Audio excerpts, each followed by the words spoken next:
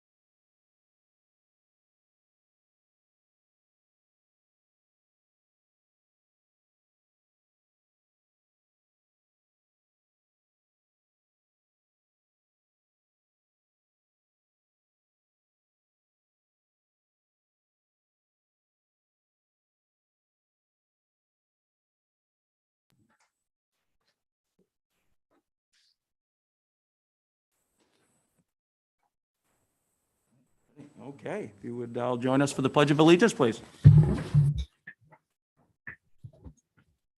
I pledge allegiance to the flag of the United States of America and to the republic for which it stands, one nation, under God, indivisible, with liberty and justice for all. Everybody, and with that, we'll bring the February 2nd, 2022 Damariscotta Select Board meeting to order. We'll start with the January 19th minutes. I'll make a motion to approve January 19th minutes. Okay, I'll second. Any discussion? All those in favor? All right, motion carries, and we can move on to financial reports. We'll start payroll warrant number 41. I'll move payroll warrant 41. A second. Okay, March 2nd. Any discussion? All those in favor?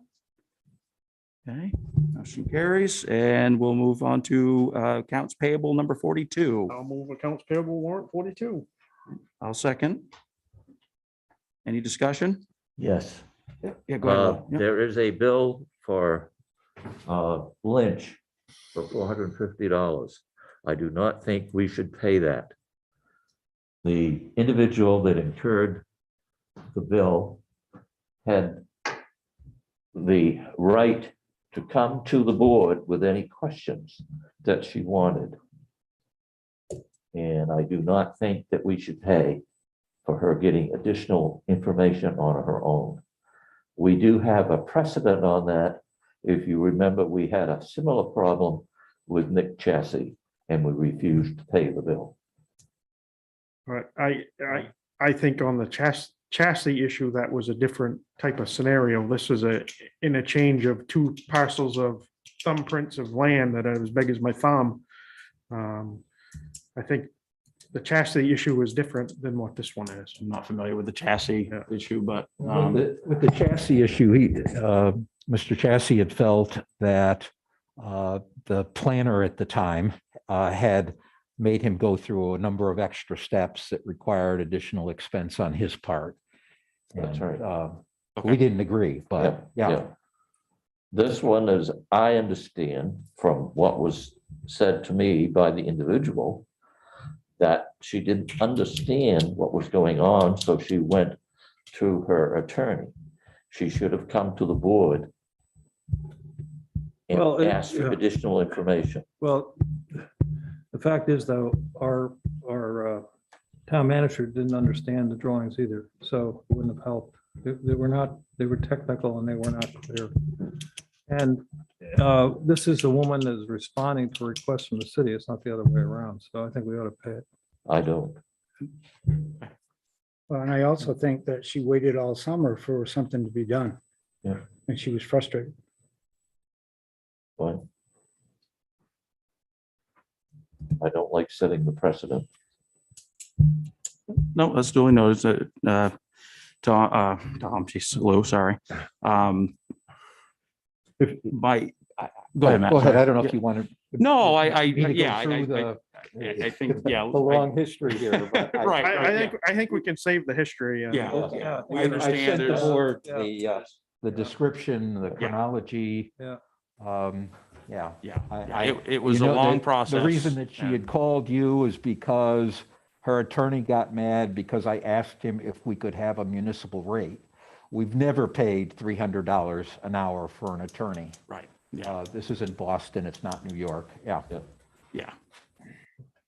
So, But that was the concern, and that's why it was, why she called you. right, that's where we got to that point, yeah. So I think to Lou's point, I don't know if the board could have answered, if he came to the board, if we've been able to answer any of her questions on the technical side of it either. So it seems like at some point, some sort of council would have to get involved to clear it for her, so. Right. And Yeah. I just think, Mistake some it's a land type swap and, we're entitled to our council and that other individual is entitled to theirs too. And I think part of it was, I think we should, if we're the ones asking to swap it, then, and we have parking spots on her property and she's not saying anything and we need to correct this, I think $450 is a simple solution, so. Yeah, and I agree. And, I think she was told that would pay that bill.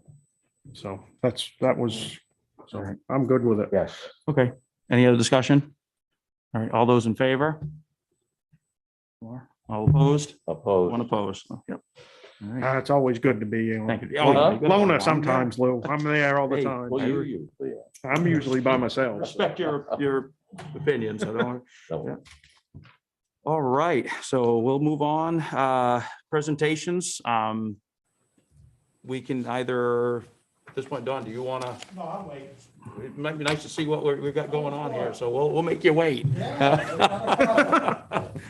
Yeah, so we can move on with the review of the 95% design for the waterfront project with Wright Pierce and SLR coming via Zoom. And I believe we have Bob Fonts and George Parker in the room too, maybe the, yeah.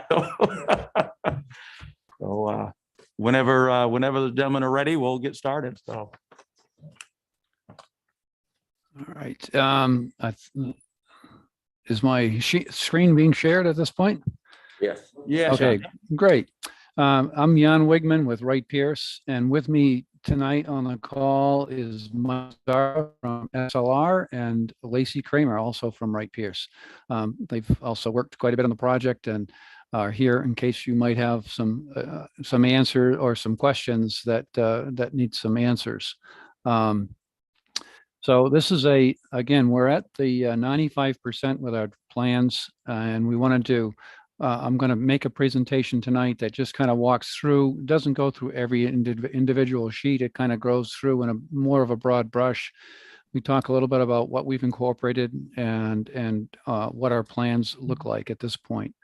We'll also touch on some permitting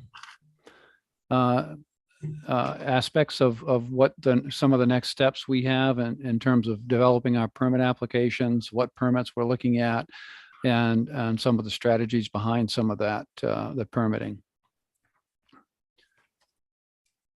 I'm going to give a brief overview here. I'm sure most of you folks are pretty well familiar with the overall project, but the overall project included some steps that have already been accomplished.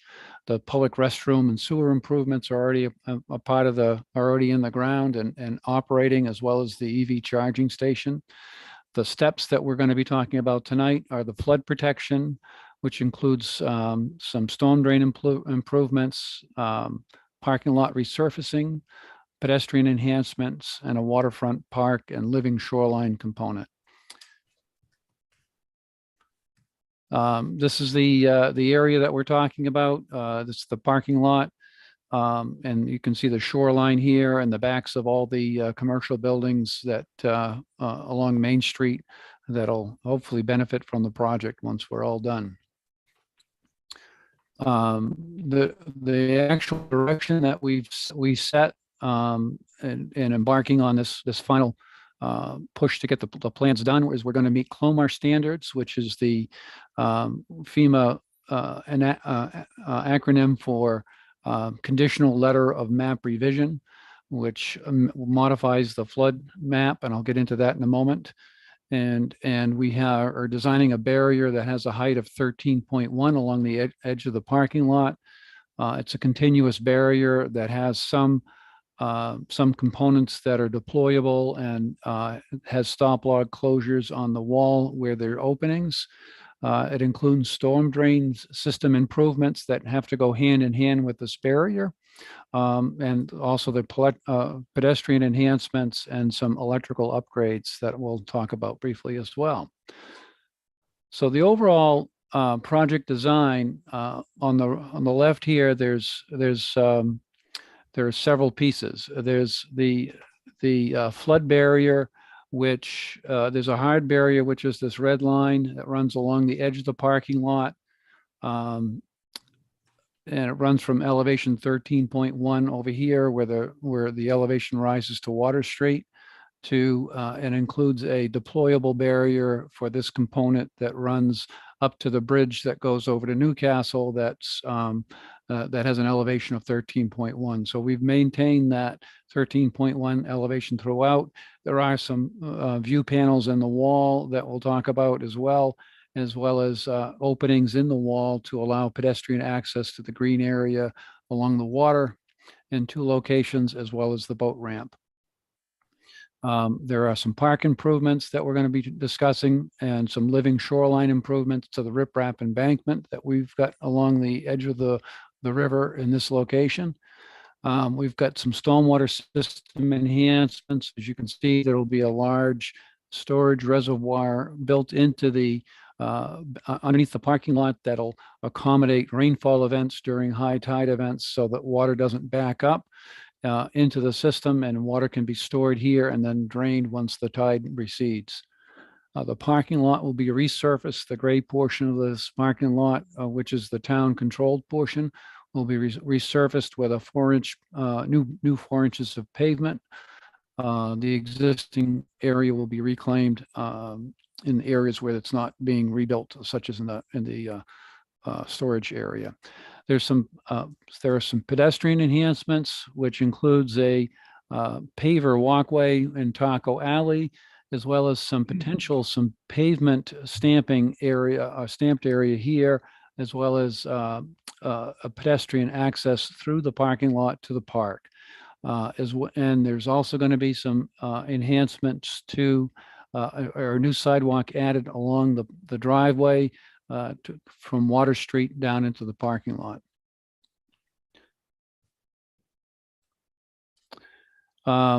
Just quickly, just to review the storm drain enhancements. Again, the blue lines are all new storm drains that'll be put in there.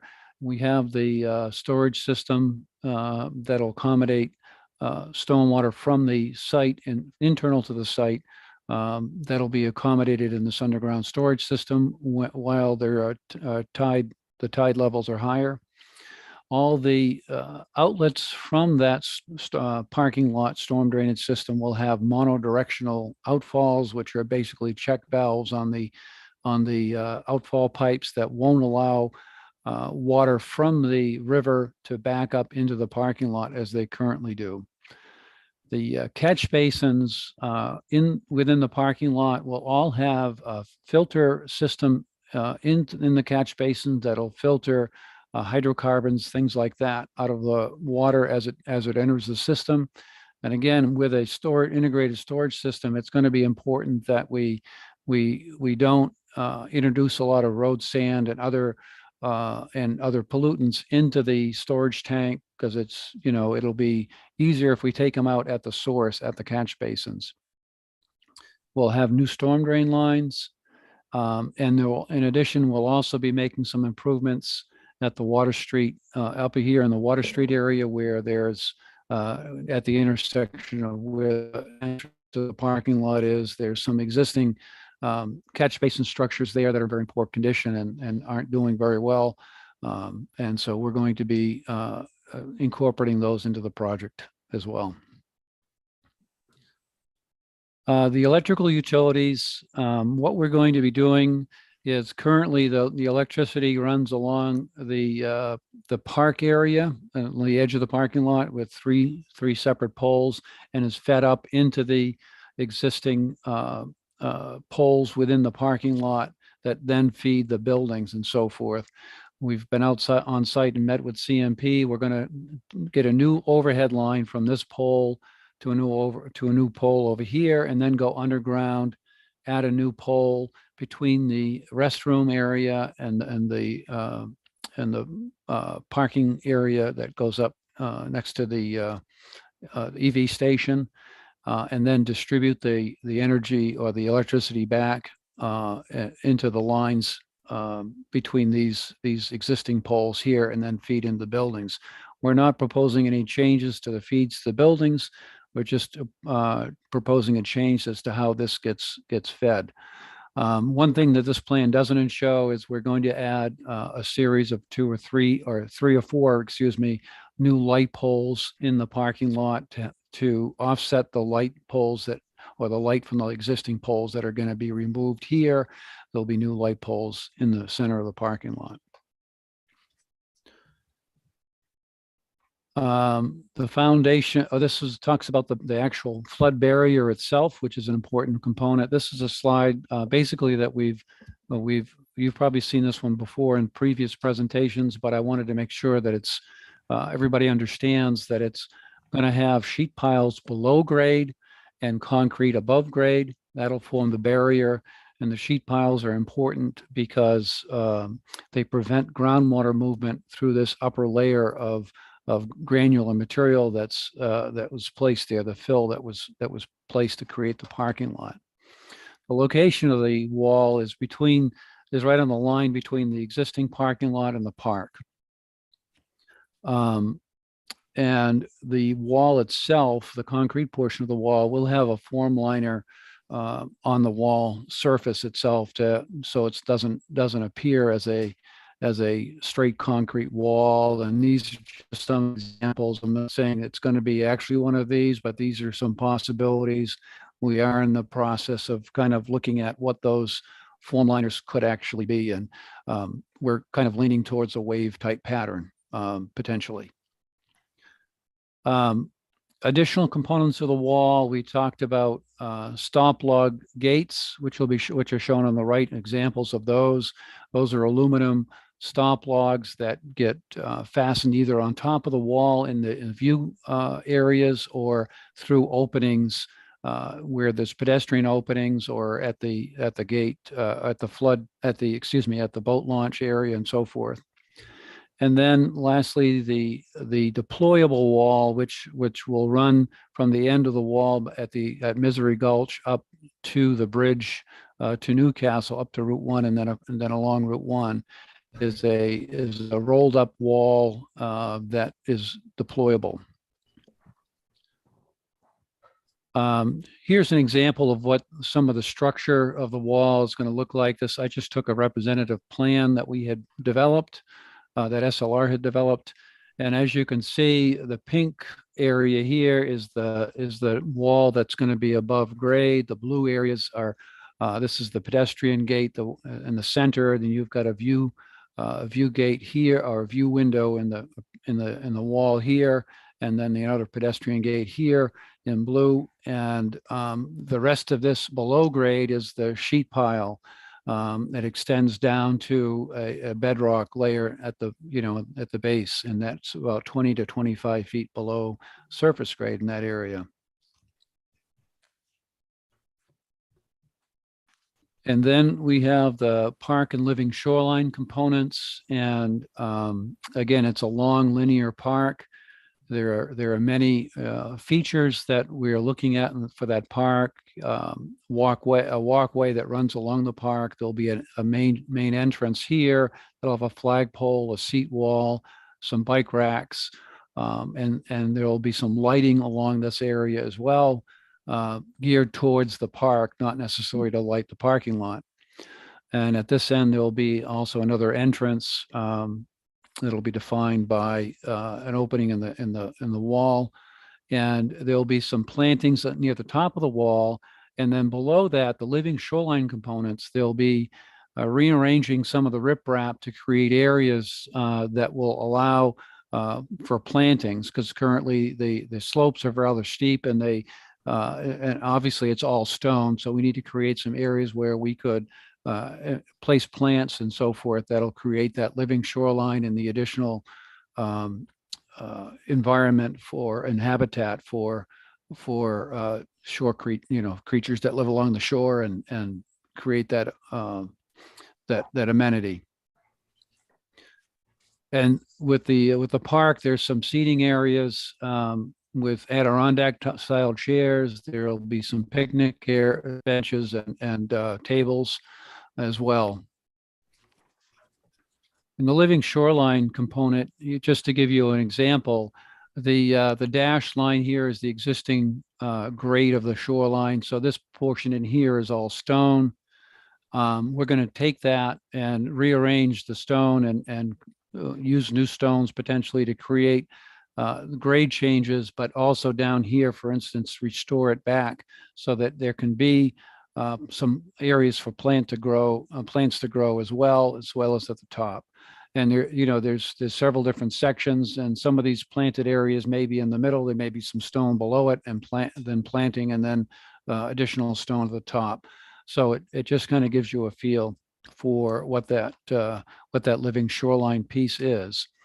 And one other important point to make here is this dashed line, the horizontal dashed line, represents the highest astronomical tide line, which is an important demarcation for permitting. Work below that line requires permits from Army Corps and DEP. And the line below that is the normal high tide line. So that's another threshold for as a permitting. There's another important permitting threshold that Army Corps looks at as well. And over here on the left of the drawing, you can kind of see what that wall height is. It's drawn to scale, so you know it will be a significant wall to the 13.1 elevation, but we do have those view corridors. On the other side of that, it'll also create a nice, you won't have a lot of the when you're in the park, you won't notice the parking lot as well, as much. So from the permitting perspective, we have several different permits. We're looking at getting. The first we talked about is the CLOMR, which is the conditional letter of map revision. And in the upper picture is what currently is within the floodplain. And the bottom picture represents what we're removing from the floodplain. So the entire parking lot essentially is coming out of the floodplain, as well as the backs, some of the buildings that are currently in that floodplain as a result of the wall. We are hopeful to be submitting the permit next week. We've had the town staff review it, and we anticipate that it should take less than 90 days. They've given us responses that say, they should, if it's a good, if it's complete and everything else, they should be able to review it more quickly than that. EDA has also weighed in and said they would like to see the CLOMR permit granted before we bid the project. And then one other important component to the whole CLOMR thing that is that the town, we've been working with the town staff on, is the operations and maintenance manual coordination. And this is a document that we've pulled together that it really establishes the lines of communications and the responsibility when it comes to how do you determine when you have when you need a response, who gets who starts the phone call, basically who places the first phone call and to whom, and what actions result as a result, what actions happen as a result of that phone call or communication, however we do it. And it outlines some functional exercises. So meaning that once a year, for example, there'll be a group that gets together that runs an exercise, and there'll be some annual inspections and maintenance. So under the functional exercise, you may even have people deploy that wall, practice making sure that all the pieces are there, and actually set up portions of the wall to make sure that people are trained in how to do that and everybody knows what their role is.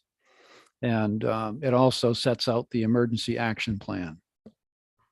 And so we've had some good input from the fire chief, and we've also discussed it with the police chief as well as the other town staff, public works as well. So the other permits are the environmental permits related to the work along the shoreline.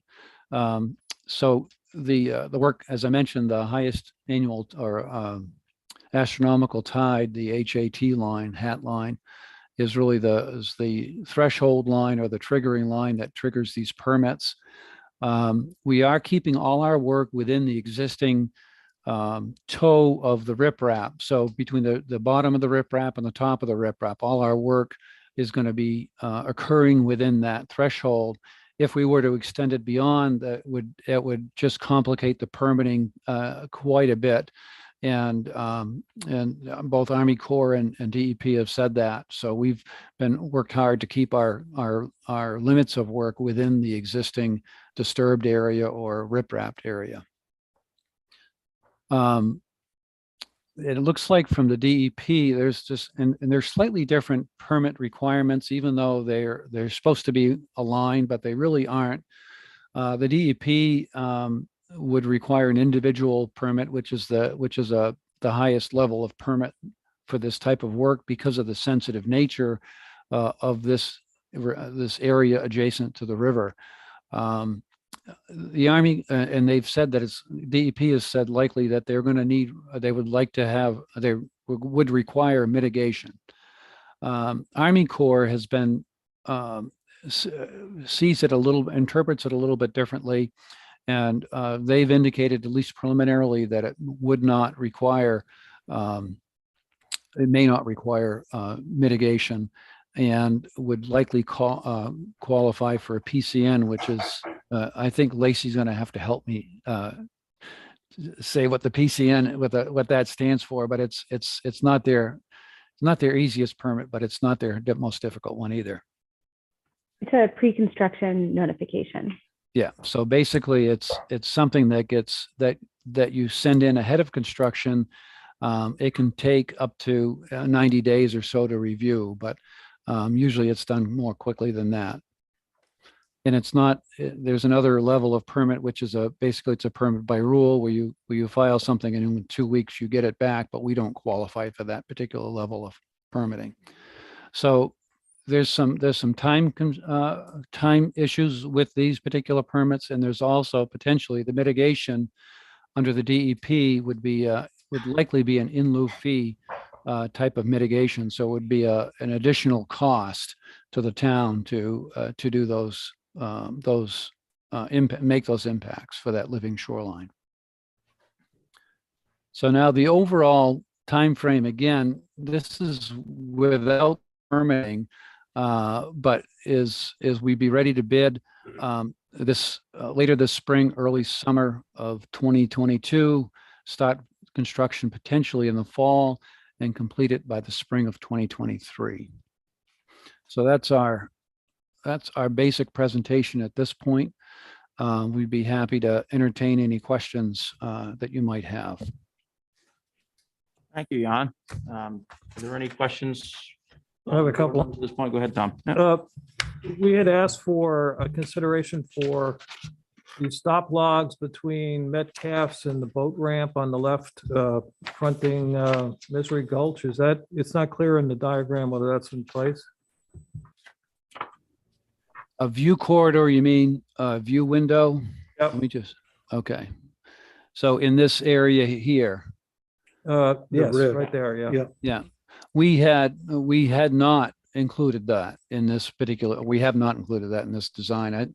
We thought we had gotten some direction from the town that we weren't going to include that. So we've not included that. It could be added if We asked wanted to. as an alternate. We asked for Okay. Well, maybe I recall incorrectly, but I think the discussion was, I thought we had a follow-up discussion with the board on this, but the view of Misery Gulch from the perspective of a vehicle it's not a no, but you have people. it's not a walking- scenic site. If you're Yeah, people- walking by it, you could look over the wall. But if the board wants us to add that Well, as I an we- alternate, think we I can- think we you can do reached that. out. I think We had said that we wanted to put an alternate. an alternate. Yeah. Okay, I'm sorry. Yeah. I misunderstood the There's last miscommunication discussion we there, had but- on that. Yeah. So, Second question is probably a lot easier. I assume since you're doing the off-season development of the parking lot from, the fall to the spring, that you'll stage that somewhat, so some of the parking spaces would be available just like you did with the restroom construction? Yes, that's correct. There's going to be that's going to be a big component of the construction is to stage the individual pieces, and we're working on a staging plan as well. So, I thought that. and was- we, yeah. Thanks. So I got a question. As far as looking at the pavement, that it doesn't go up to the buildings, which I understand the town doesn't own. The elevation between the two.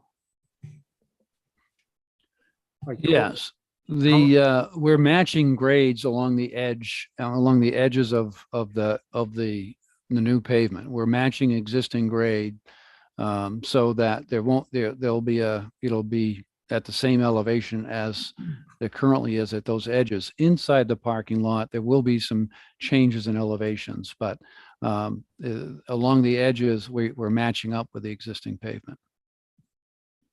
Okay, thank you. Jan, I have a quick question regarding the lighting changes with the pole change. We currently, if that's going to be tied into our current system where we have ability to dim the lights and whatnot with CMP, Matt, I don't know if that's something that's been brought up. The new lights would be entirely controlled by the town. They would not be CMP lights. Would be tied into our Well, existing system. we've Yeah. already changed out the lights. Right, but they're taking that into consideration Yeah. that it's tied into that system. So, yeah. yeah, all right, thank you. Yeah, I can, right now, I can turn off those lights if you wanted them. Right, yeah, I that's what I was can asking. brighten them, I can dim them. Yeah, make sure that's Yeah. Yeah. same That- system that'll going be in. the case with- Exactly. with this Yeah. as well. So thank you, guys. Yeah. Any other question, Josh? I've got a few You questions. must have something down there. I've got plenty. Yeah. Touching base on the relocation of the poles, the light poles, I'm gonna switch hats for a minute. If you're gonna change the main line down there for running the main line closer to the buildings for fire access for a ladder truck, that's probably gonna make things a little bit more difficult for life safety for the ladder truck on the back side of those buildings. So things are kind of tight as it is now. But I think if you get closer to the Rennie's building and Damariscotta Center building, that's gonna hinder ladder operations a little bit more than it is now. So I just wanted to point, Is that underground? those are underground? This portion here is underground. Okay. And so over that's what I wanted here- Clarified. Yeah, and over here, there's going to be a taller pole set to be able to make sure we've got adequate clearance from this building. So this will be a taller pole. Okay. This will be a new taller pole as well. So there'll be enough clearance away from that building. And Okay. currently there's existing lines there now as well. I've asked numerous times for about a useful life of the wall, so I'm gonna change directions and ask, what's the useful life of the marine grade concrete that's gonna be used for the wall? I did respond to that. I asked Jan for a response and he did give that to me. I forwarded that to the board, but I'm going to ask him to repeat that. Well, and I'm going to ask Mike Zarba to weigh in on that as well.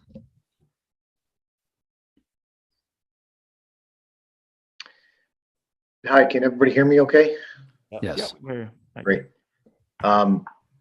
Yeah, I think we talked about similar concrete is used on bridges throughout the country, but yeah, as well throughout the Northeast here as well. Typical design life for bridges is 50 to 100 years, maintained properly throughout that time span. Of course, there is opportunities to do maintenance work on them, but they will also be or can be sealed initially with a component that helps them in terms of resistance to salt and other types of chemicals that might be used in the parking lot area initially. Then usually there is a maintenance activity that needs to occur for that either annually or biannually beyond. But we would fully expect that a 50-year lifespan for the concrete, maintained properly is within the realm of practicality here. Does that mean using the maintenance of material every year or biannually or no?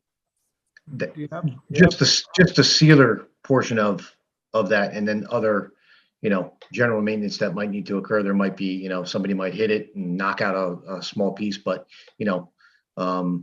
timely repair of those is essential so that you don't expose the rebar, inside the wall. So if it were to get hit or chipped or something like that, those repairs need to be made, reasonably quick to make sure that it doesn't degrade any quicker. So putting the sealer on is in the plan. We would Putting- expect that initially. Putting the sealer on after that is, obviously the maintenance activities would be the responsibility, of course, of the town. And that could be an annual maintenance Yeah, if that's item. not, if that's not in the operations manual, I will make sure that Okay. that's added. Yeah, we'll take that in consideration long-term, yeah. And I've got on how the company that for the portable wall, how long is the useful life on that, the portable, what does the company state? That, there is, I don't know if they actually state a useful life on it. It's the number of deployments and other things, oftentimes that'll govern that. We can find out if they have an actual useful life, but it's really dependent upon the number of deployments. And, a lot of cases, if the floodwaters don't come up as high as we fully anticipate they would be, the 100-year flood elevation, if they don't make it to that, then, some of the wall wouldn't, some of that deployed area may not really get inundated very much at all. So, not that it's saying it wouldn't have to deploy it, but it wouldn't necessarily have 2 feet of water against one side. It's really difficult to say or to predict at this point what the useful life of that is. It is something that is, again, it's probably does have over time, it may have to be replaced depending upon, how it's stored and everything else. And but I can't say with any kind of definitiveness what that useful life is. Okay, and another question I have is about the having the park in front of the wall. If we get, these storms and the levels are rising and then they recede, is this pinned, or the rocks pinned, these stone little pockets of soil, are they gonna last? Or the plant material gonna get sucked down the river to, all these other areas? How is this gonna be kind of self-sustaining over this time with the ebb and flow of what happens with these tides? Yeah, that's another really good question. I think I'm going to let Mike answer that as well. Sure. The plant materials selected are specific to the zone that they're planting in. So the lower one, and when Jan showed that cross section, the plants lower down towards the bottom of the toe of the slope, are more resilient and expect to see tidal influences. You see them below the normal high water tide, so they live in wet conditions, obviously.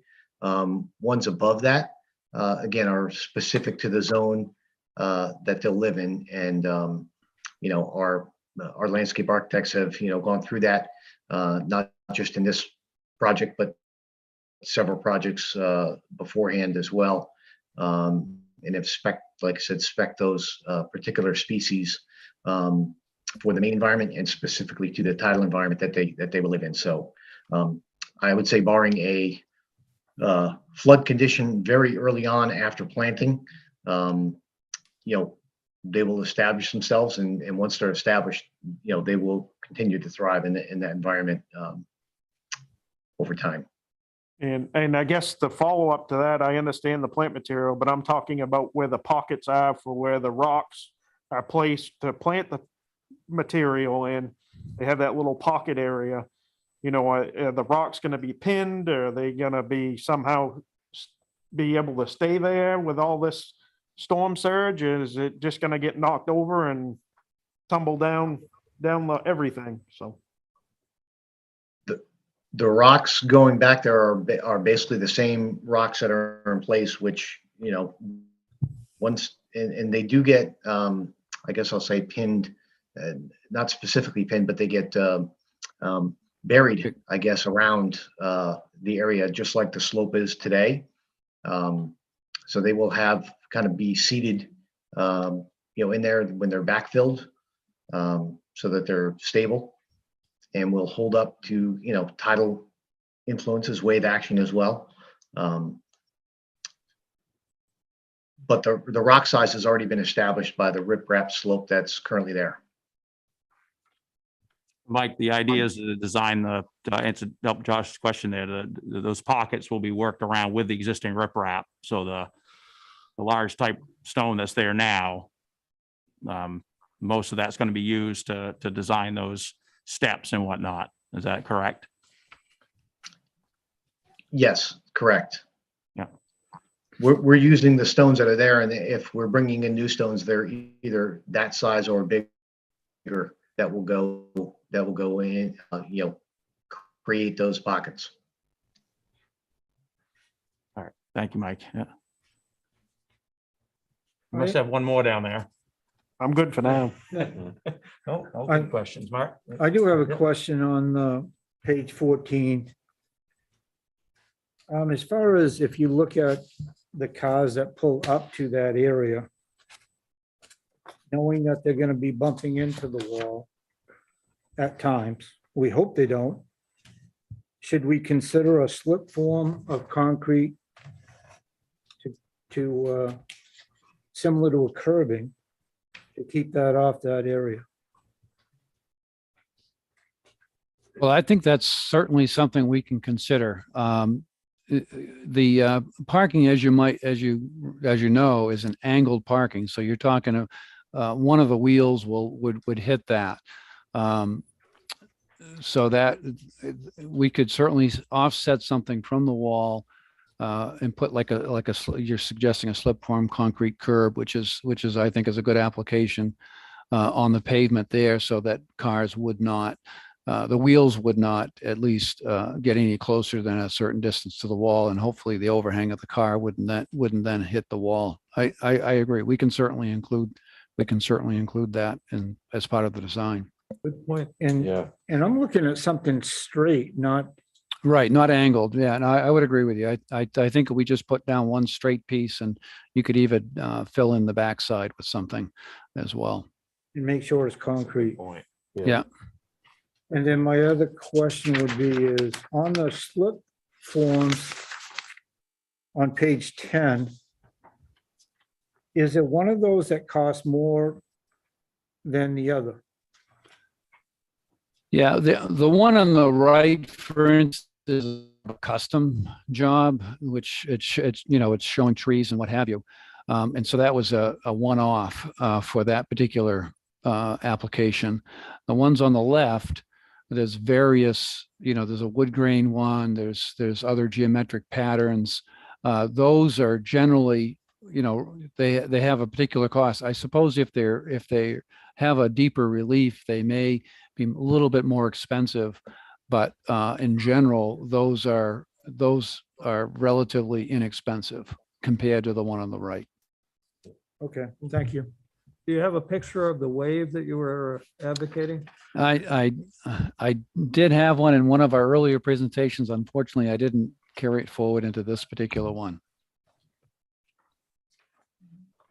But it's similar. It's not quite the same as the one on the upper right-hand corner of that variety one, except turn horizontally. I've got one more question. Where the storage tank is going it looks like there's 3 test borings in that area. If you look at C2, the map we have in front of us, looks like there's 3 test borings. Are those materials suitable for that area, or are we gonna have to anticipate more materials being added? Well, when that tank goes in, yes, they're suitable to carry the weight of that tank. The weight of the tank is, in general, it's going to be empty. There's going to be short periods of time where it'll have water in it. So it's actually, you're taking load off that material. In the upper layers, you're still talking more of a granular material. And the other important thing to note here is there's going to have to be when that tank gets installed, there's going to have to be dewatering that occurs, because as we've found out from putting in the sewer line and digging through that area, that there's an awful lot of groundwater in that, or there can be during different times of the year, an awful lot of groundwater in that layer. And so that's something that's going to have to be part of the construction process, is the actual dewatering of that, so we can work in the dry, get these things installed and then covered back over again.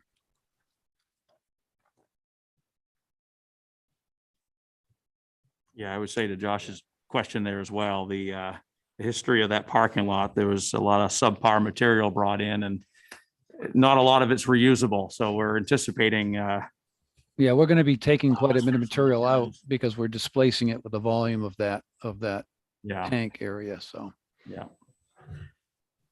I have another question on that tank while we're on that, is knowing that the amount of water that will be underneath that at any given time, do we worry about that floating up? well, that's a very good observation. It's a good, I'm glad you're raising that point. That tank is going to be able to be filled with groundwater as well, because what's going to happen once we cut the groundwater off from the riverside with the sheet pile wall. So that's gonna really diminish what kind of influence the river has on the groundwater in that parking lot, which currently it does. And the groundwater will be able to come into the tank, but then leave by the storm drain outlet. So during the low tide cycles, it's going to be able to drain, and there isn't going to be a lot of influence from the river into that parking lot, which there currently is. So it's not meant to be like a sealed tank where you could have the groundwater up halfway up the tank on the outside and no water in the tank. That's not going to be the case here. So I guess on Mark's follow-up question, if we're putting a storage tank in before we're doing the wall, isn't the influence still going to be there? The influence is going to be there, but if you do the storage tank before the wall, you won't have the the influence will still be there, but the groundwater will be able to flow into the tank. We're not restricting the flow into the tank. We're not trying to restrict groundwater from flowing into the tank, because if we did that, we'd have to secure it down, because you could have hydraulic pressure pushing that tank up.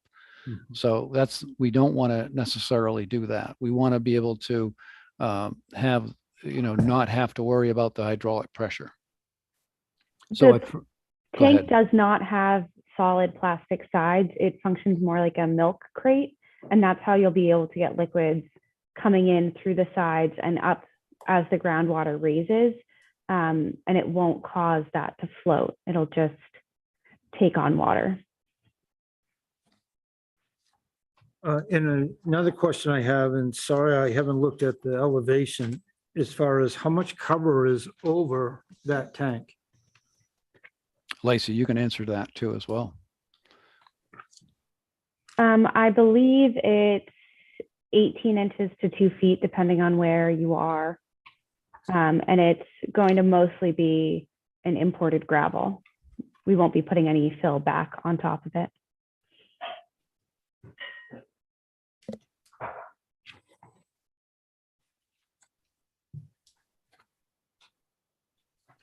And what's that rated for, as far as the weight that it will handle, as far as tractor trailer or what have you?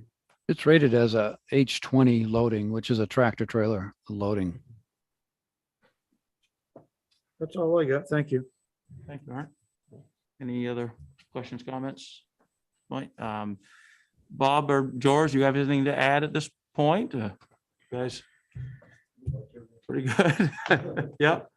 Yep. All right. Yeah. Yeah. I guess I'll Moving say so. that, Can you get to the mic? Oh, sorry. Yes. If you gentlemen could use the mic there.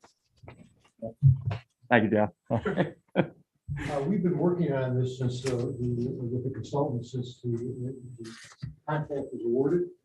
And I've been very impressed by Wright Pierce. As you can see tonight, they've answered all the questions, and there've been 100 other issues that have come up. And I'm very comfortable with the work they've done. It's a really good project, and I am, and Matt is too, very, very anxious to get this thing out to bid, to find out where we're at on costs. So I think they've done a great job. Yeah, thank you, Bob. Appreciate it. All right. Well, if there's any more questions or comments from the board, Matt, anything to add? We good? No, I mean, Yeah, I would, the other, just to emphasize a point that Jan made earlier, we couldn't submit the applications, the Yeah. permit applications until, we had this design, where this design point. So now we'll be requesting that these various agencies work on these simultaneously, but it's going to be 3 months. Yeah. Before we see we're that, ready 90 up to 90 go out days. for on the- bids. So, Yeah. that's kind of a disappointment for me, but hopefully we'll have the bids out before my last day. We can get the wheels turning. Yeah. I'll tag on to something is because of the United States being short of material, and you put this out to bid in the, say, springtime or summer, and then we expect to go ahead and start this thing later in the fall, but what's going to happen if we can't get some of the product? How do we handle that?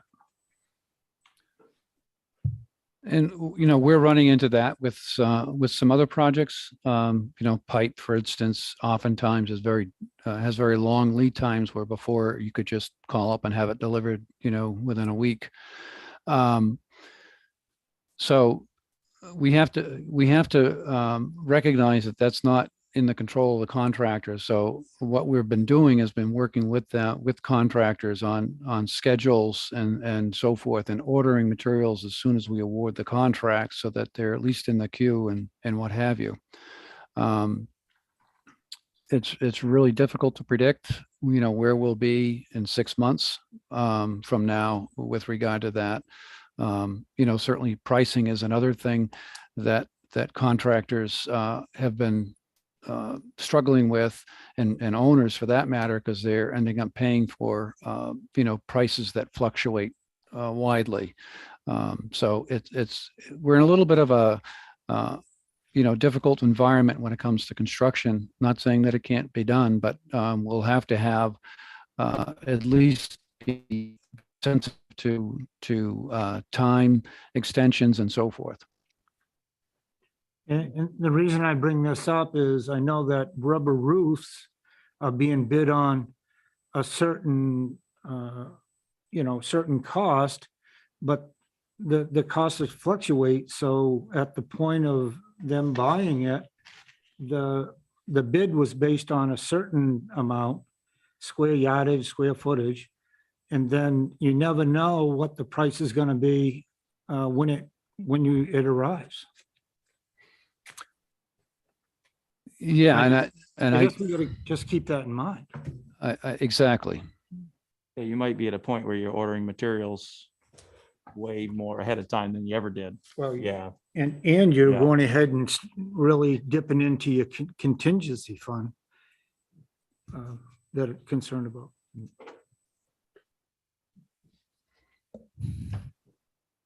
Right. Well, good, move on.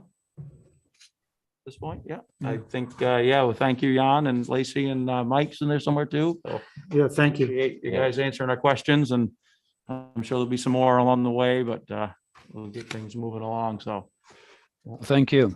thank you. Thank you. Thank More you. than welcome to stay in Sure. and watch the rest of the show.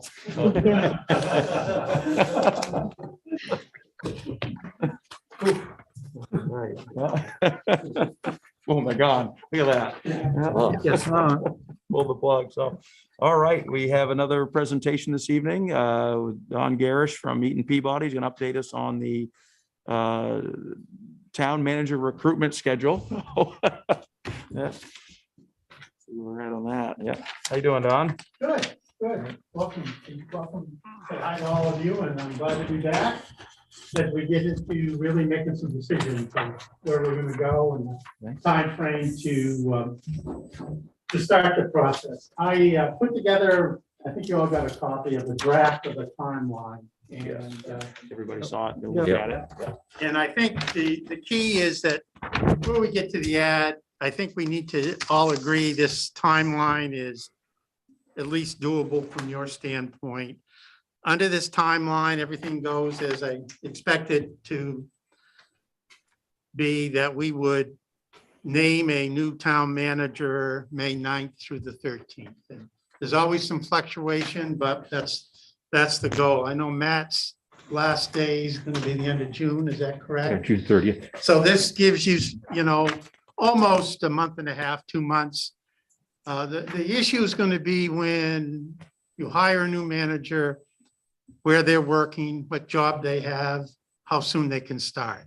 And it's, as I said last time, it's not uncommon for them to, a manager that's working to give up to 30 days for notice in a community if they're going to leave. Sometimes it's 2 weeks. Sometimes you might hire a manager that may not be working. You can start earlier, but I think we need to think about that it's going to be 30 days before they can actually come and start their work. So this timeline is starting on March 1st, about 4 weeks for the ad. Once the ad in, I'll review them, send copies to all of you of the resumes, some recommendations. We'll have a meeting, go over it. You'll decide who you want to interview. The one crunch in this is that I have a vacation plan from April 13th through the 20th. Now that may change because of circumstances, but I'm hoping I'm going to be able to go on it and I'll be out of the state. So I left it that we would meet the week of April 4th through the 7th, go over the resumes, look at them and decide. I only have 2 days the next week that I'm available, which would be the 11th and the 12th. We can do that. If everyone agrees, we can schedule it. And it's not a problem. Candidates will make themselves available. Yeah. Don't have to worry about that. They'll be there. That's the only crunch time that I see in it. Like I said, I'm gone from the 13th through the 20th at this point in time. And then when I get back, we'll have second round of interviews, April 25th through the 28th. After that, hopefully you'll make a decision. We'll negotiate a contract. And then in May, we'll have a new manager sign up. So does that sound reasonable to all of you? I mean, is there You make anything it sound- here that causes problems? We need to know it now. Make it sound so easy. Yeah, The only question I have is I'd like to see us do the interviews in person. Well, we will do interviews in person. If you have a candidate from Colorado, Oh, yeah. most likely you Preference. want to do a Zoom interview. Yeah, the preference would be in person. Yeah. Right, absolutely. and we will try to make it in person, but if they're from out of state, the first interviews, normally it's the responsibility of the candidate to come and be here, or we Zoom.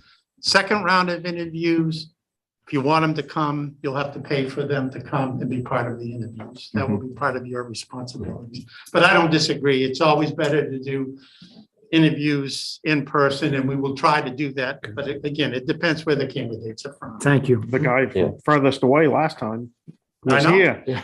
Well, if you don't, I don't know if you all remember, we set up the interview because he was coming here. Right? You flew in on your own nickel on the first interview. Yeah. He flew from Colorado he paid for it for the interview. So show some dedication, somebody who wants the job. So are you paying for the next one to fly in? If you're from away, you got to do what you can to get there. Yeah. Now, Yeah. If you want to sail, you gotta get here. I say that to all the candidates. I mean, it's up to you if you want to come. Some do, some don't, but it sends a message, in my opinion, if they take the initiative to come, Yeah. even when they're from out of state or wherever. When I met with you last time, I talked a little bit about, I want to set up an interview with your department heads and have the employee, all your employees, an opportunity to give feedback on, what issues they see are facing the community and what they're looking for in a new town manager. And I can schedule those. I got plenty of time to do that. But the second part of that we talked about was having a public session here, invite the public, businesses, anybody that wants to come in and give their input as to what they're looking for in the new town manager. It's a great idea. Yeah, and I run the meeting. I'll set up there. You will all sit back there if you want to come.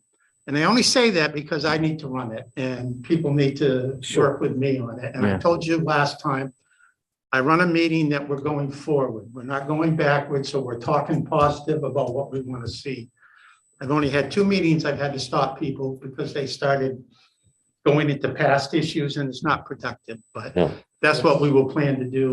And I'll set that up with Matt. I have a kind of an ad that I have that I can send you that, and we need to give plenty of time. So I would say 2 or 3 weeks, we'll schedule it, give the public an opportunity to know when it is, and you can highlight it, talk about it at your select board meetings, get it out to the public. And the most people we ever had was Rockland when we had 82 communities. Nobody showed up when we did it. So you don't know what you're going to get, but it's at least an opportunity. Matt, is there any way to piggyback at that with the 16th? With a special town meeting?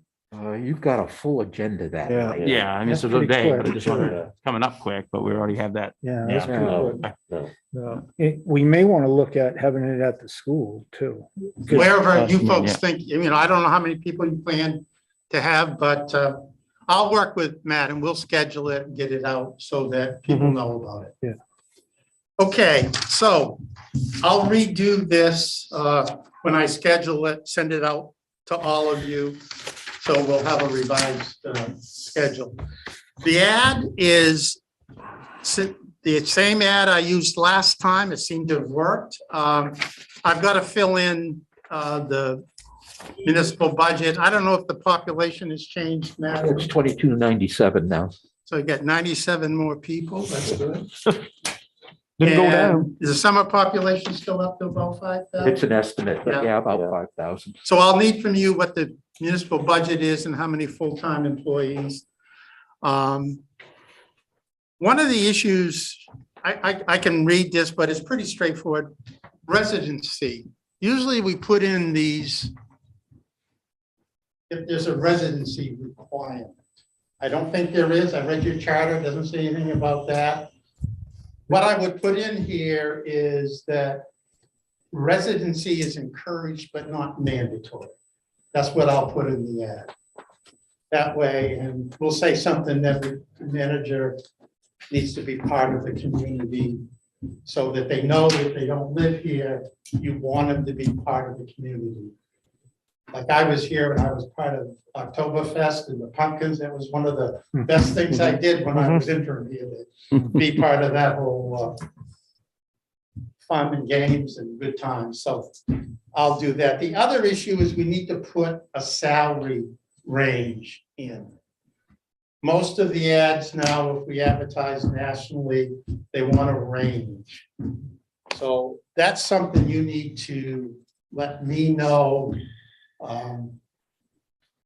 I get a question on that is you're working with other communities and what's around now. One of the things that we've talked to as a board is, what is X throughout the state getting paid so that we can compare where we are with others. And then, I think I'd like to have some guidance on, you do this. Yeah. You know what's. I'm going What's to the embarrass average? you. What's your salary, Matt? It's public information. I know. Well, it's He's cheap. on the website. It's 83,000. You're low, Very low. very Yeah. low. You need to be up to 100,000 anyway. I'll be honest with you. Today, we're seeing the communities that I work with, in today's market, to get somebody, you're going to have to pay a higher. I'd say you're gonna want to be from 90 to 110,000. I think that's let me do some more research, but off the top of my head, I think that's where you want to look at. So I'm comfortable with what Don. Yeah, comes yeah, up with. I agree. We'll agree. Yeah. Does that You've make got a you bargain want, over here. I know we do. does that make you want to reapply, man? Not quite, but.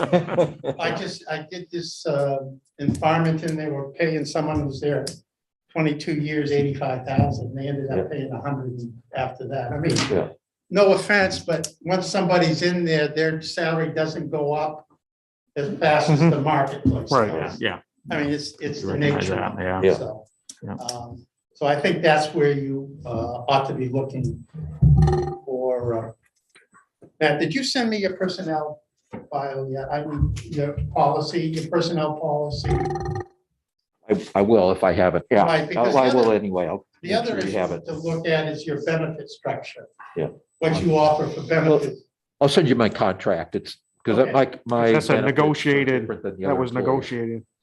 Yeah. I probably have it because we did it, I suspect. Yeah, you So- did it. It's. But it send me, hasn't it's changed. Yeah, probably yeah. changed over time. Yeah. But a big issue for managers today that we're seeing is time off. Someone coming here is gonna want at least 4 weeks, if not 5 weeks off a year. I'm gonna tell you right now, that's because of the nature of the business. Yep. Yeah. Health insurance is always an issue in your retirement. Yeah. What you do for retirement. So send me those, and we don't need to make fun. If there's issues, I'll get back to you. And it's always negotiable. You understand that. But those are the issues that we'll start with. So I'll redo this ad and send it all to you, or send it to Matt, he'll get it to you. I'll redo this. We'll schedule the meetings so I can meet with the department heads, and I'll give staff an opportunity. Just so you know, in this ad that we put out, if anybody can't come to the meeting we hold, my email address will be on it at Eaton Peabody. They Okay. can send me their information. And I think I told you, I put a document together at the end of what I've heard. I'm very blunt. I think I told you the story about the guy, I told you the Rockland story, didn't I, last time I was here? Did I not tell you the Rockland No. story? I don't know. We were holding the public meeting in Rockland. There were 85 people there. It was 3 hours. We went all night. A lot of things going on in Rockland. And the end of the night, I'm running the meeting, and I said, one last person who wants to speak, and this gentleman who's a local fisherman came up and he says, I want to tell you, I want you to hire the cheapest bastard you can to keep my taxes down. So, I mean, and I put it in the report, so whatever, you can read it, and It didn't go in the ad, though. no. But I'll tell you, this is the public what I do. And I would ask you, once I get it done, to put it on your website. Candidates want to look and see what people are saying in the community. Yes. I don't think it hurts. It helps for them to get to know someone. Sure. I'm good. If you folks are good, we'll start moving on it. Yeah. Anytime. Don, on the third paragraph, can you just make sure the council gets changed to the board or select board, something like that? Yeah. I gave you a raise. Yeah. Well, the town charter didn't, though. Got it. Just for continuity. No, going through it, so, good. yeah. No. Thank you. Thank you. Thank you, Don. The other thing I think I told you, each week I will send you an email. Once the ad's out, how many that I've received, how many from Maine, and how many from out of state. Great. Great. Yeah, thank you. Okay, so Yeah. we'll, and I'll tell you now, I'll remind you, they all come in the last week. So if we're not getting a whole lot, we'll see. I'm not getting a whole lot. I told you the story in Bar Harbor. I did it 6 years ago. We had 50 applicants. Just did it in September. We had 16 applicants. So Okay. the market out there Markets. is. Yeah. For everything. Yeah. Great. Well, good, thank you. Thank you, Don. Appreciate it. Appreciate We'll you be in coming touch. tonight. Okay. Yeah, thank you.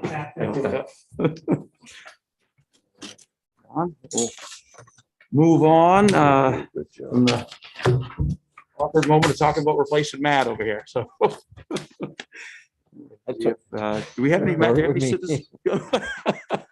citizen comments or correspondence coming in from your end at all, or? Just, you heard directly from a citizen. That's the one I had, and with the capacity, and that's all I had during the couple weeks.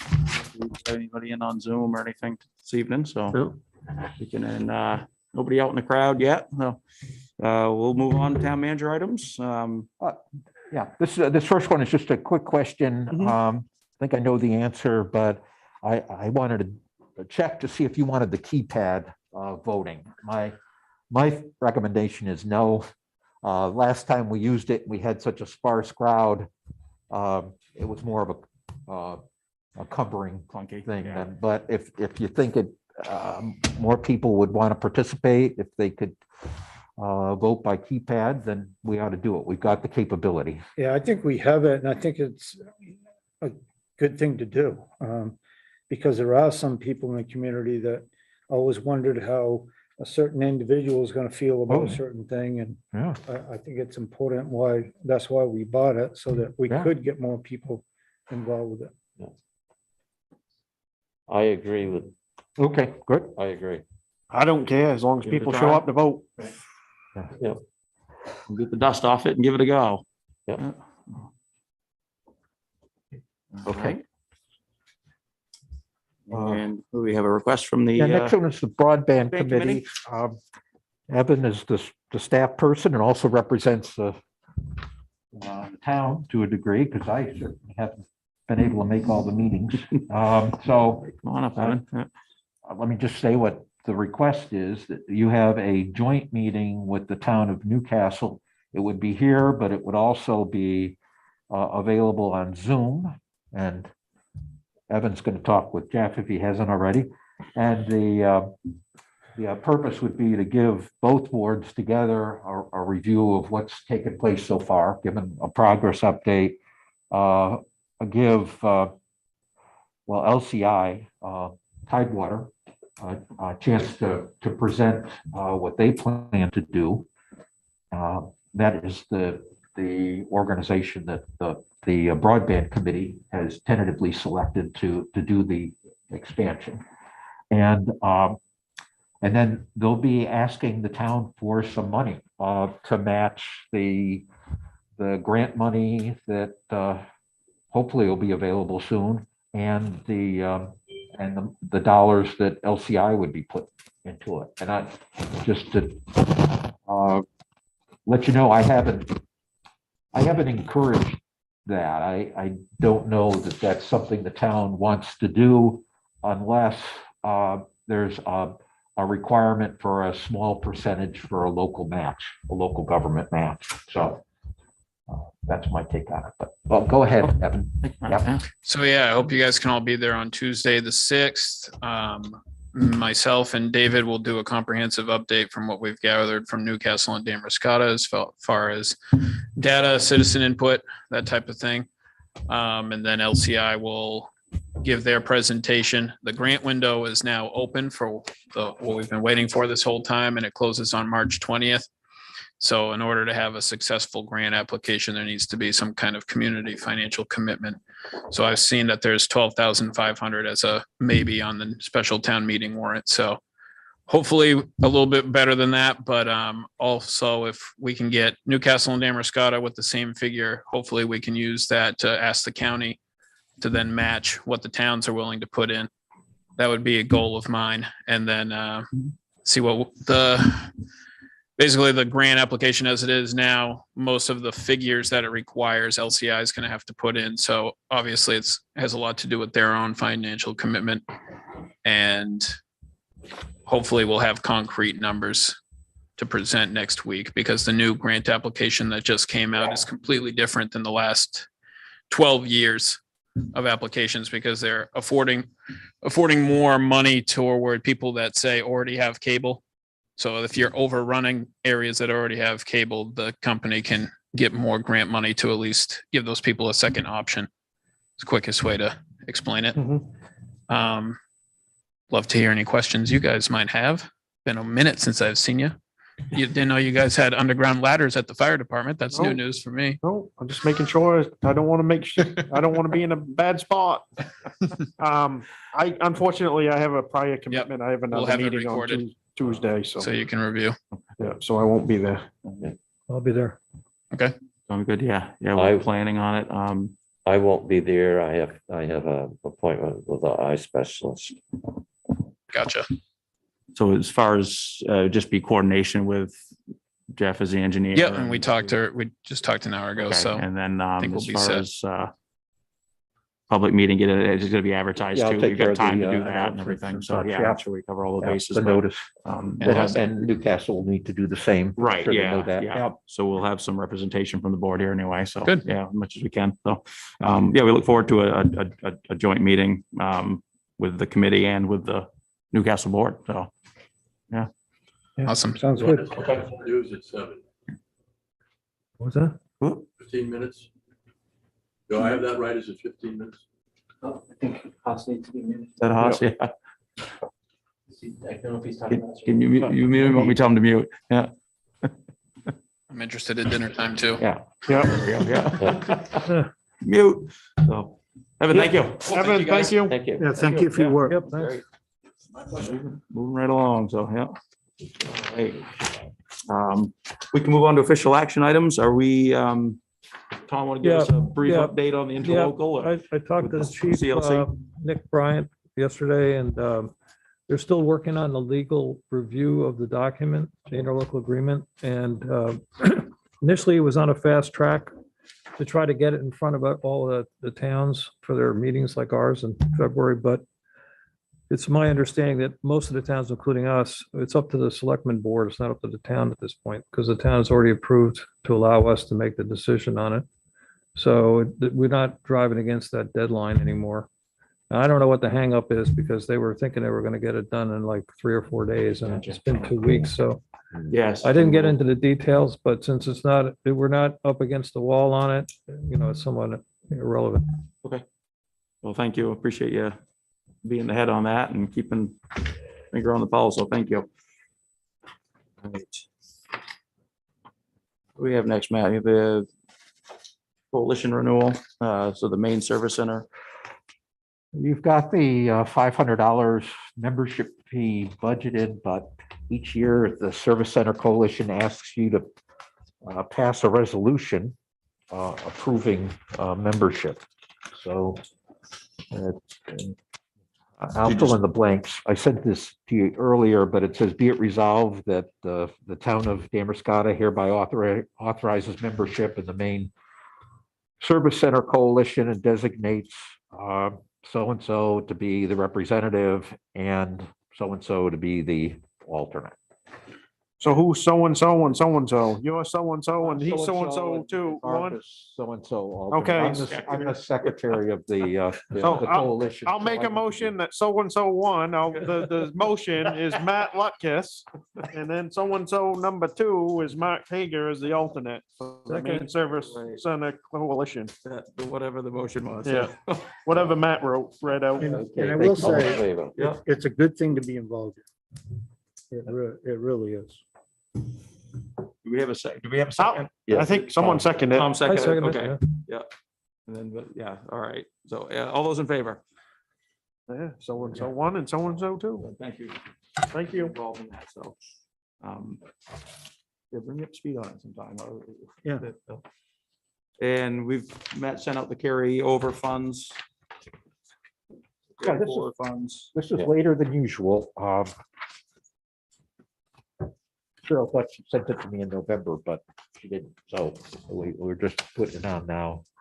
If you have any questions on, if you want to take a few minutes to look it over and see what we're asking to be carried over. This is generally carry forwards are, and we try to stick to this pretty religiously. Carry forward funds are used for dollars that were budgeted in a particular year, but we didn't spend them because of delays in invoicing or a variety of other things. You can see here, we had some delays due to the, the pipeline with with supplies and such. Mhm. But, yeah, so that's that. We're asking that for 28,390 to be carried forward from 21 to the current fiscal year. I make a motion. to Second, Carry forward 28,390 from fiscal year 21 to fiscal year 22. second, Oh, was Tom second? Did I hear Tom? Yep. All right. Any discussion? All those in favor? I'm abstaining. And one abstain Oh. there, and Josh. All right, motion carries there. And fourth item, Matt, with amendments, possible amendments to the special town meeting warrant. Yeah. Sent those out to you earlier. Just, I'd like to have some discussion on this. The first one was Article 3, and I thought it's going to be an effort to bring people out to the meeting anyway, so I wanted them to know they had some say as to what items were funded in particular. So normally, we just say, just the wording, in the, I guess it's a state statute, but it's what MMA tells us to put in. It says to see if the town shall, and then it's either yes or no, there's no Yeah, right. adjustment. And the wording to allow that, the flexibility is to see what sum. So I saw that and I changed it from what I had previously sent you. It's Yeah. to see what Yeah. sum and the Board of Selectmen recommend, and then we have the list that we've talked about before. sounds good to Sounds me. good. That's good. And then on the second one, this has been, I'm sure you can appreciate, this has been quite a bit of, there's been quite a bit of time involved in this. So we did get a bid back, one bid from Camden Bank for the 3.53% interest rate for a 15-year loan. It's not what I had used in the example, which was 2.5. Yeah. If you want to keep the bond issue on the ballot, we've got some options. You could lower the amount of the bond issue. And I explained how we could do that. The cost figures are estimates, and I shared with you the breakdown of those and how I came up with them. And another thought would be, and I traded phone calls back and forth the last 2 days with the Municipal Bond Bank, and finally this afternoon I was able to talk to them. You could reject the offer from Camden. You have the authority to do that under an RFP, and we could go in for a municipal bond bank bond issue. And what if you're familiar with that, or if you're not familiar with that, so all the towns and cities in the state who want to do a bond issue in combination with others go in together, and they submit an application. They bundle all that together, and it's usually tens of millions sort of thing. So they have a lot more influence in the market. And so their last one was 1.9% last fall for 15-year. And it's all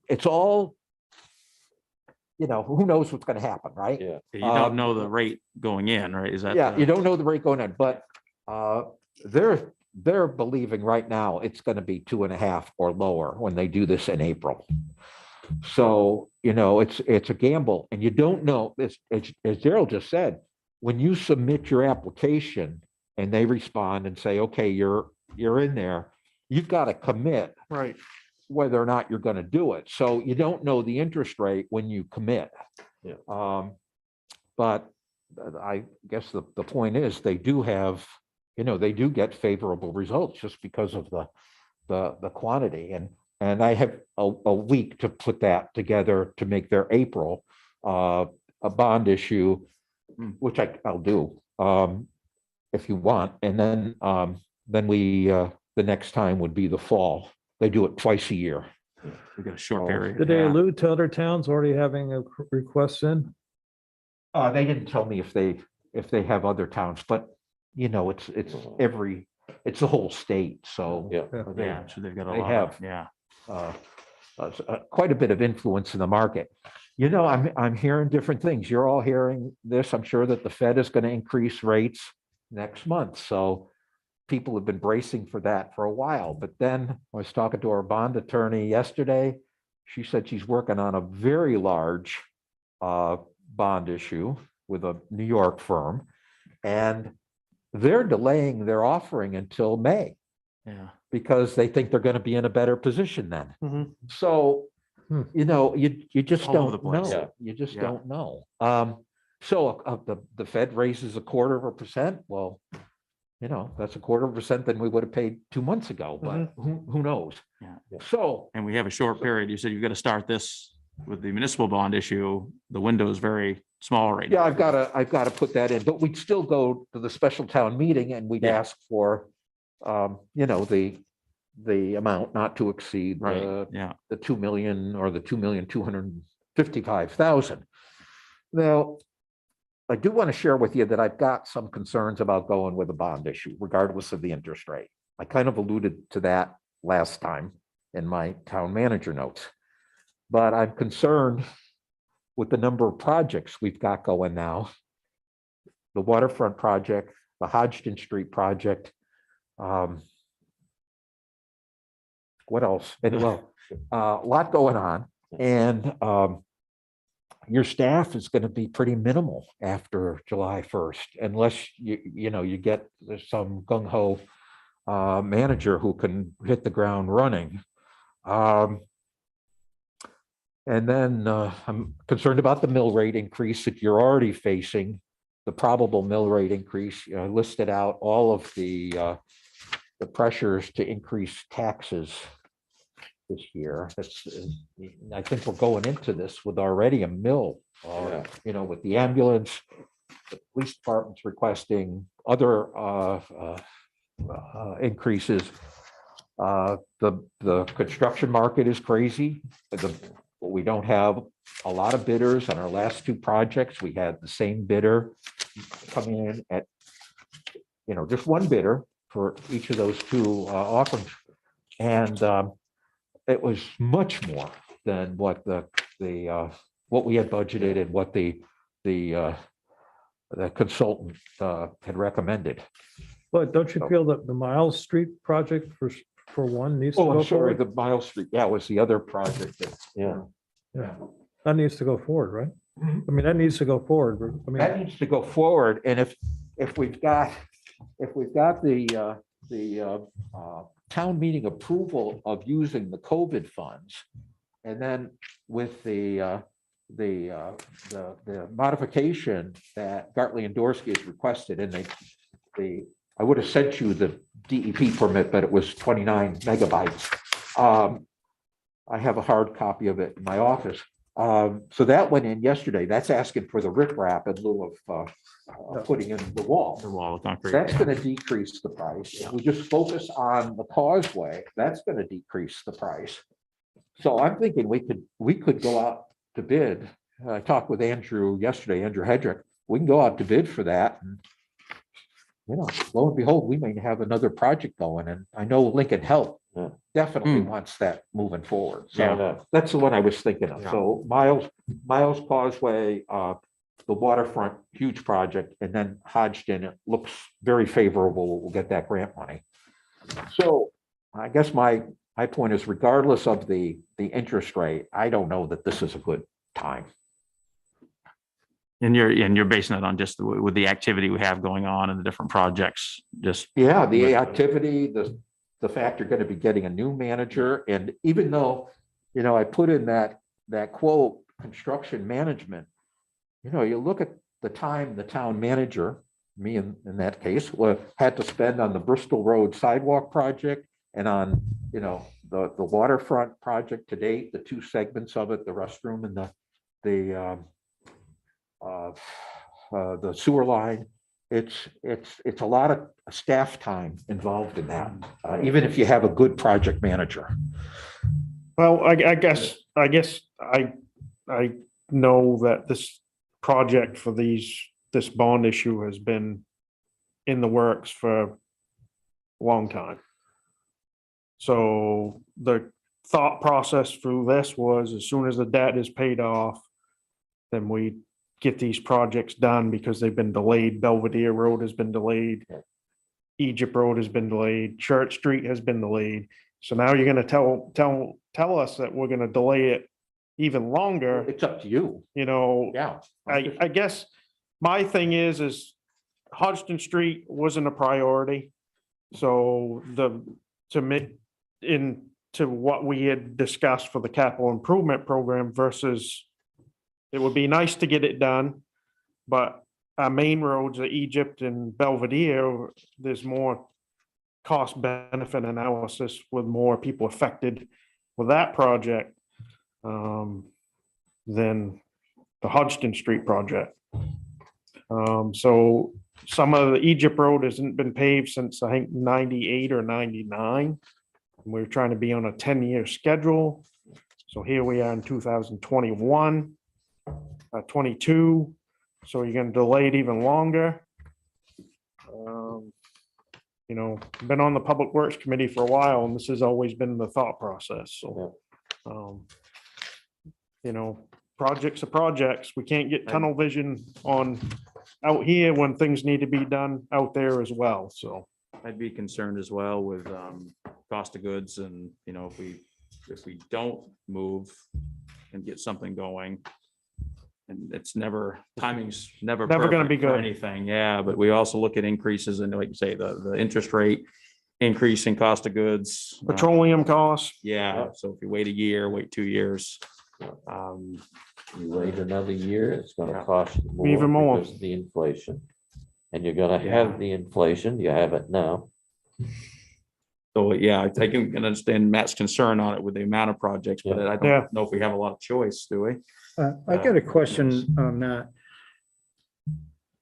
The project for Church Street, there was what, 800 feet of sidewalk, 400 feet. Something. 400 feet? Yeah, And what was the cost of that, yeah, that you estimated, or somebody did? yeah. Okay. Are you comfortable with me giving those specific project prices? Well, it's a public record, of course it is. The estimate for It was Church 130,000. Street was, Something like that, yeah. the estimate for Church was 200,275. And then added to that was the sidewalk, which was another 135,000. Yeah, and then, of course, the project management and contingency. That's where we. Yeah, I was original- concerned about one company giving their bid amount, or that's not a bid amount, their estimated amount, but I talked to Crooker and they said, yeah, that's fine. So, And that will be engineered out anyways. Just because they say that, we're gonna have to have an engineer. it's already being engineered it's already, somewhere. we're already paying for that. Church Street. Well, Street it- stuff is- No, I'm saying the stuff that Crooker gave you. You're still gonna have somebody engineer that to what we No, gotta have. we're already designing Church Street at this time through Gatley and Dorsey. Right, Yeah. but I guess my point is, if you're trying to tighten up anywhere, if you've already had that engineered done, because let's just say we're trying to hold taxes down, we're looking for a project. Mhm. If you go ahead and finish your engineering on the Bristol Road, Church Street, the infrastructure bill right now is tied up. And the reason it's tied up because they don't have any shovel-ready projects. And I've always brought this up many times, is we need to have a couple of projects that are shovel-ready projects that are sitting there, that we could look for money with the feds or someone, because that's what they want to do right now.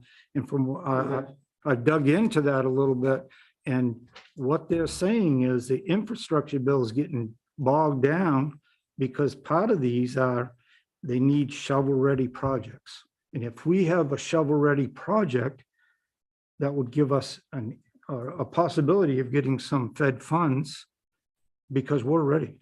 Well, that's the way we've operated for the last decade, is we've had shovel-ready projects, and that's given us a leg up, I think, on a lot of grant opportunities.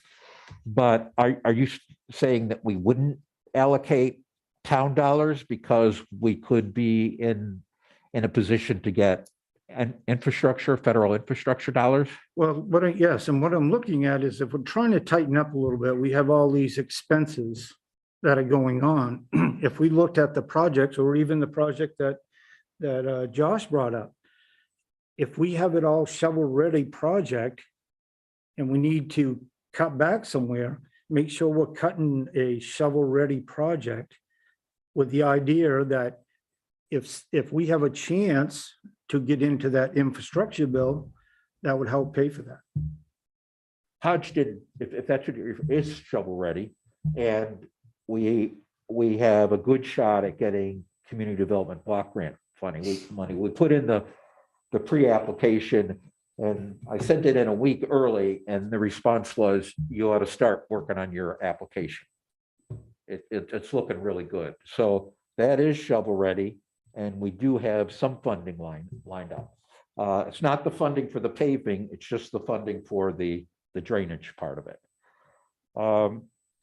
When Gartley and Dorsey is finished, they've already, we had the $75,000 donation. So when they're finished with the design work on the Church Street sidewalk, that'll be shovel ready.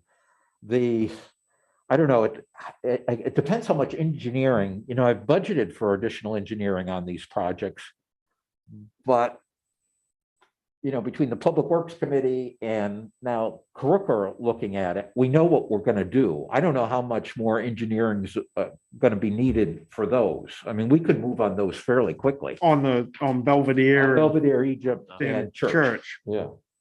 I mean, that's all pretty well spelled out already. Well, one of my concerns is in one of your notes that you brought up was tagging on to the state on the tonnage on, I believe, Egypt Road. Yeah. You mentioned, but if you think about what we had in there for the design as far as milling and stuff, they're not going to do that because part of that tagging on is just the tonnage price. To do, yeah. So it kind of The light takes you, capital paving, yeah. so it takes you out of that possibility of doing that unless you change the spec. Right. So what I'm saying is we need to get someone to look at this stuff, an engineer wise, and tell you what you need. And we have a engineer right here in town that's been doing that for us. Well, I think we already knew what we were gonna do. We've already talked about Egypt and Yeah, I Belvedere mean, for years. we could talk to an engineer, I don't know which engineer you're referring to, but we can talk to an engineer and they can either say, you should do what Crooker and what you've talked about for years, or here's an alternative. Now, the state, you're right, MDOT will do light capital paving, 5/8 inch with some shim. You got to, kind of negotiate on the shim work, but 5/8 inch. So, it's like a 5-year solution. Right. So Right. I think if we stick to what was presented by Crooker and what we've talked about Yeah. for numerous years, that is what we kind of Yeah. agreed to with what their presentation was, is, I think, I don't know, we've always stuck to a capital improvement program and how we're gonna go with it, and if we don't stick to it, we're never gonna get caught back up on it, but whatever this board wants to do, I'm for moving forward with these projects. I'm very naive here, so I'm just gonna ask a dumb question. If you go forward with the Hodgkin thing and you get the grant, do you have to start immediately? Is there a time when you have to execute it? Because- I'm not sure about they want you to start it within a year. I know that. And that's a fairly small project. Well, I know, but compared to what- what but- we're talking about here. Yeah, So I maybe but- shouldn't have even given you that one as an Well, example. The But, point yeah. you were making is you got too many projects going on simultaneously. So if you could, Push some back. push some back as far as execution. They want you going in a year, but you can extend it, because we've done that before when we did the Church Street. Well, and project. I would say keep going to get the grant and see if you can get the grant and then manage it based on all the other priorities.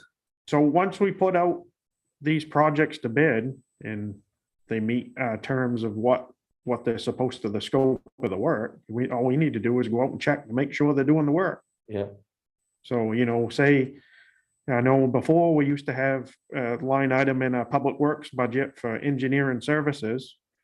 Say we hire somebody out of that, is that line item still there, The Matt? line item's still there, but I also put in project management at 180,000 in this Oh. bond issue price. You know, if we need to tap into some of those funds to have someone be the manager of the project, it's not gonna, I think we want it's that. not We want gonna, someone it's not on gonna site. affect our town staff as much as we really think it's gonna. I think you're looking at all this involvement on the waterfront project, which has been extensive. But these other projects, they're not like that project. You're not gonna have as much input on design and, you know, all the public input and all that. It's basically pretty mechanical. Yeah. So it probably wouldn't be that much, Straightforward in scope, yeah. probably wouldn't be this much of a It burden. wouldn't be as much as the waterfront project, hopefully not as much as the Bristol Road. This would be, And Miles those Street roads is would not be a gonna piece be- of cake. I'll speak as straightforward. I to- mean, it's that the construction guys are just gonna do that. I mean, there's not a lot of manager involvement, I don't think. But as far as the letter, when he sent it out about tagging on with the state, I don't think he understand, because on the Egypt Road, it was gonna be milled. Milled, and that's not gonna Oh, work. that's- That's not gonna work. even go. No. Oh, But if you wanted to do, say you wanted to do Rocky Run or Whatever connects. Pinkham Road or, Right. you know, Standpipe Road, Yeah. anything that goes by with a Yes. skim coat, Yeah, then you I- could do Put that. out there as an option. I do understand what MDOT's criteria is. I've talked to them. I've communicated back and forth on this with them.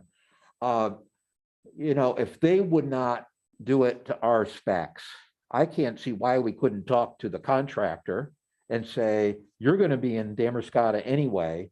Our specs are a little bit different, you know, would you be willing to give us your per unit cost? You know, that's what I would do. Yeah. And then I'd ask this board to waive your Right. requirements because I've been able to negotiate this better deal. When is the timeline? When's on Biskie Road for MDOT? Biskie Road, they said they want to get it done by July 1. Okay. Yeah. You have to, yeah. And what I told them is, you know, if this passes on the 16th, we'd be ready to commit right after that. So, yeah. Well, either way, we need a funding source for money. So I just, I Do what we need to do. wouldn't be doing my job if I didn't share those with you. Yeah. Those concerns. Where does that leave us? I'm confused. No, it leaves us, Sorry, it Tom. leaves us moving forward on the bond issue. Well, we're looking at, we're trying to decide. I've got it ready for you to sign. Yeah. So So, the amount, Matt, you had edited it. We had an original, you and I talked this morning a little bit and you had an edit down to 2 mil as opposed to the 2.25. Mills, no, interest rate. No, I'm sorry, 2 million, on the bond. issue. So I put in, I made several editions of it, just so you could sign Yeah. whatever one you preferred to do. Okay, That yeah, was just, you know, I gave you a red line version so you could see yeah, an option. Yeah. Yeah. we were looking at the So, different yeah. amounts. Yep. Yeah. Yep. I got a question as far as the wording on the, when you ask the townspeople, is it possible to, if your bids come in too high on the parking lot, can you use some of that money? Yes. Yeah, Bernstein sure wrote this, and I filled in the numbers, but the way that she worded it, Shauna Mueller, is that it's public works generally. So Yeah. if you find you have, you know, that the bids come in much lower than 2.255 million, you can use it on other public works projects. But what I'm saying is, that- if the project got out to bid in the parking lot and we needed some money, can we use any of this bond money? Yes. Okay. Because you've had it written up, so it's a general public works Because it, fund. as I said, It's not the specific bond to a attorney has project. made it generally public works projects, not the specific three projects. Okay. Yeah. You understand what I'm saying, because we don't know. But Well, she says what she does say, or what does say now, road and sidewalk improvement projects. So, yeah, on the waterfront, we're almost certain we're not going to have enough money with the 2.5 roughly million that's left. We're not going to have enough money to build the wall and make the park improvements. But EDA has told us, do it in 2 phases, do it with alternate bids. Now we've got the third alternate on this. And if you don't have enough money, you can proceed with all the parking lot reconstruction, the drainage, the walkways. And then we can go back for another grant after that. So that's where that stands. I just want to state for the record that, in my mind, the 3 projects that we've outlined for this bond issue, that's where the money goes first. Yeah. And then if there's something left later, then but Yeah, we need to use it as a match or something for the You can next wave, decide. but Yeah, those people that are gonna come out and vote, those are the roads, those have been the projects that are identified, they're gonna get done. Yeah. And then after that, then maybe that money will go there. Those would be the Yeah, priority. but this would limit it to road and sidewalk projects. Engineering, design, other costs related. Okay, I don't mean to keep bashing this, but I just want to hammer it out a little bit. Let's say that we put the 3 projects out to bid with the sidewalks and everything, and we still don't have enough money. At that point, do we decide as a board which one gets cut? Okay. You decide if you want to use other Bond capital issue. reserves, or you decide whether you want to, where you want to cut it. Okay. Gosh, let's hope a 2.25 million. We hope. That's the way things are going. I know. Yeah. It's a Prices, good point. We've got, Asphalt has gone crazy. Yeah. Oh, yeah, yeah. You see everything. we put in, based on the Yeah. numbers that I was given, we put in over 435,000 for ditching. Which could get changed. That Yeah. was one of them. So hopefully that could be reduced, and then we wouldn't have 30,000 linear feet to do. Right. Yeah. But keep in mind, you need to get the water away from the The shed. road. Well, yeah, But that was like doing the whole that's length in this, That some was areas that didn't 3 need to be miles done. of Egypt Road. So, I mean, yeah, obviously, we're gonna put the ditching in necessary to save the road, but we may not need ditching the Yeah, that full was just length. a simple math, X amount Yeah, of. so I don't know. Okay, Okay, so I think I beat it up. that's all right. Well, No, that's good. I just Good think concerns and you know, questions, Mark. That's no problem. Okay. Yeah. Let's say, so I'm hearing the consensus here. On the bond issue itself, do you want to just go with the 3.53% from Camden? I thought we were going to try to get the municipal bond. Yeah. But if we we're going to try to get the a municipal gamble. bond. Gambling.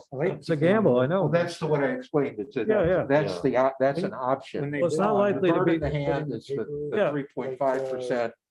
The Charter calls for. and- Yeah. How much more is that than the Supposed to original be. estimate That was in the dollar paper. was over the time? What for the It was 70 RFP? 77,000 a year. It's I think he did contacted him. I think it was in the It paper. was 77,000 a year. 1%. I think it was. I thought I saw it.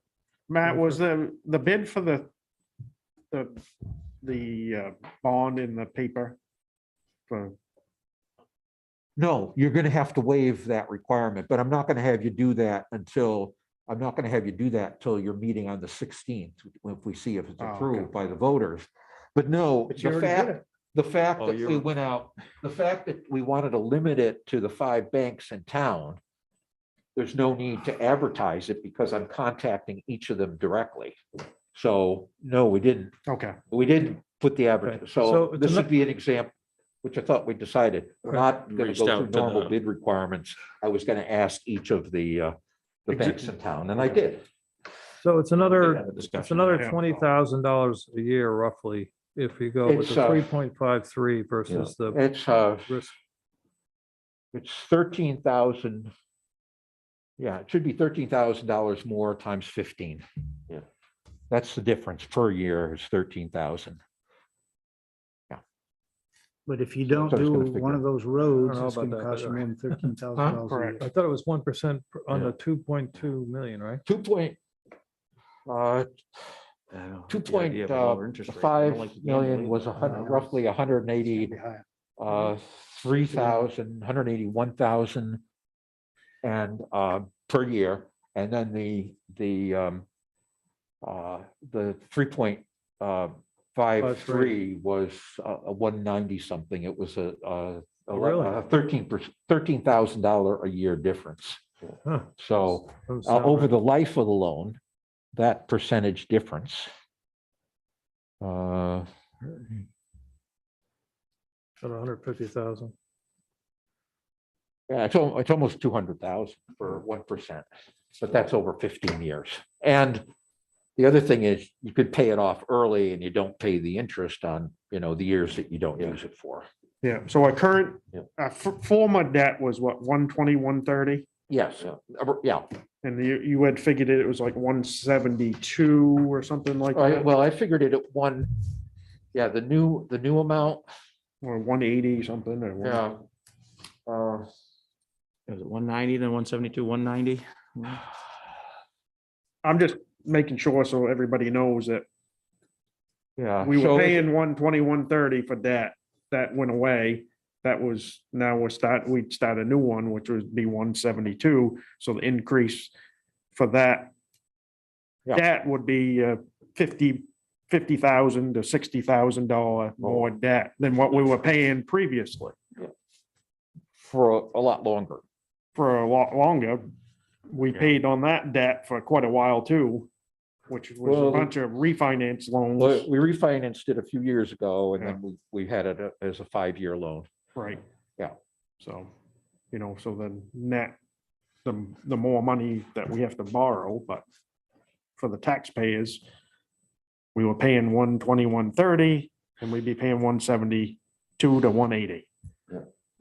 Yeah. So it's Yeah. a $60,000 increase in what we'd be paying for debt service every year. All right.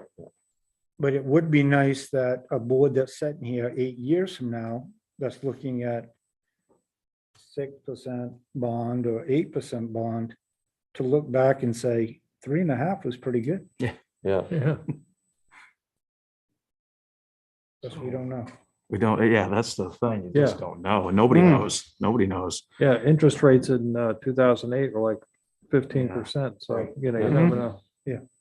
Tend to be more comfortable with the bird in hand here, even though, Yeah. and we're working with a local bank that, Yeah, I mean, that's Work with us why too. we did the RFP is so we would give local banks a shot at it. right, yeah, Yeah. yeah.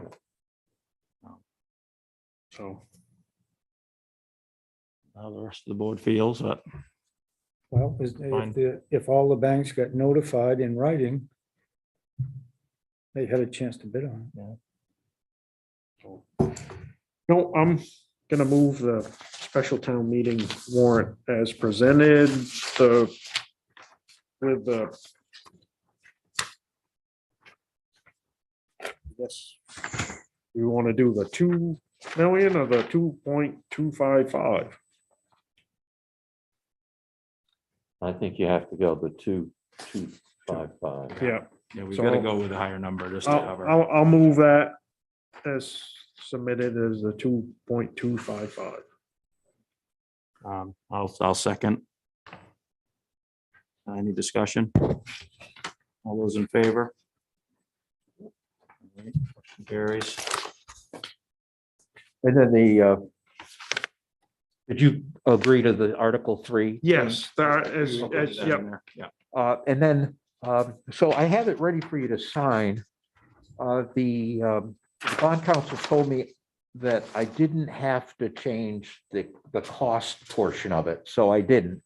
But if we want to really let people know what the 3.5 is in terms of interest and principal, I can, run and change that.